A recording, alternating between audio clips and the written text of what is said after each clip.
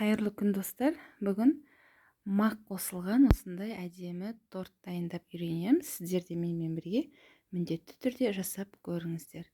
Және де арнама тіркеліп, қоңырау белгісін басуды ұмытпаңыздар. Ендеше тортымызды дайындауға кірісейік. Ең алдымен құрғақ ингредиенттерді араластырып қоямыз. Ол үшін бізге ұн қажет. Ұнымыздың үстіне өз қалауыңызша ванилин немесе ванильді қант саласыздар. Кейін мақ саласыздар. Және де кукурузный крахмал саласыздар. Картофельный крахмал салуға болмайды, қыздар. Қопсытқыш салып, барлығын араластырып, бір шетке дайындап қоямыз.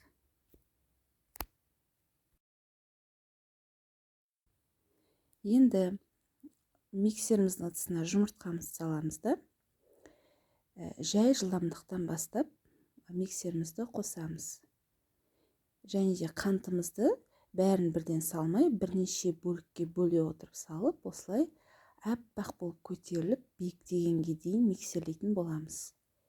Кейін ерітілген сары майымызды қосып, мана алдын ала дайындап қойған құрғақ жаңағы қоспамызды осылай бірнеше бөлікке бөле отырып салып миксерлейміз.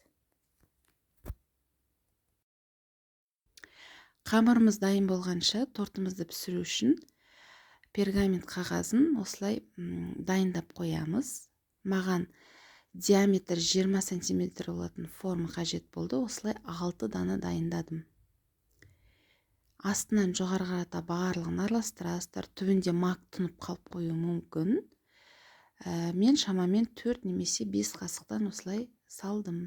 Және үстін тегістеп, алдын ала 170 градуста қызып тұрған пеште сәл үсті қызарғанша пісіріп аламыз. Менің қыздарымда тортқа дайындаған кремнің видеосы түспей қалған екен. Төменде описаниеде жазып көрсетілген. Қаймақ, ең жақсы вареный сгущенка және де сахарный пудра салып миксерлеп аласыздар. Міне осындай крем дайын болады. Енді подложкаңыздың ең астына сәл крем жағып, жаңағы тортымызды жинақтаймыз.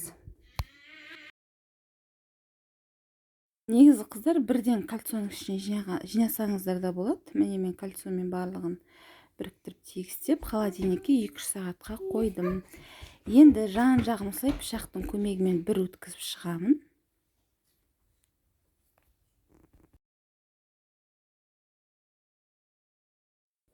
Кольцодан тортымыз шешемізде өз қалауыңызша әсемдейсіздер. Вафельді крошкамен де әсемдеуге болады. Менде ол жоқ болғандықтан жан-жағын осылай бір айналдырып өттім де, кәдімгі макпен әсемдей салдым. Барлығын бір тегістеп өтесіздер де, өз қалауыңызша әсемдейсіздер. Міне біздің өте құрамы арзан және тез дайындалатын тортымыз дайын. Өте жұп-жұмсақ, керемет болып пісті. Сіздер де міндетті түрде дайындап үй-іштеріңізді қуантуды ұмытпаңыздар.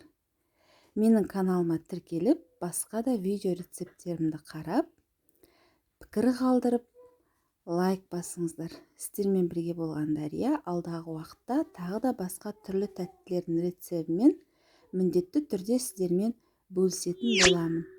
Астарыңыз дәмді болсын.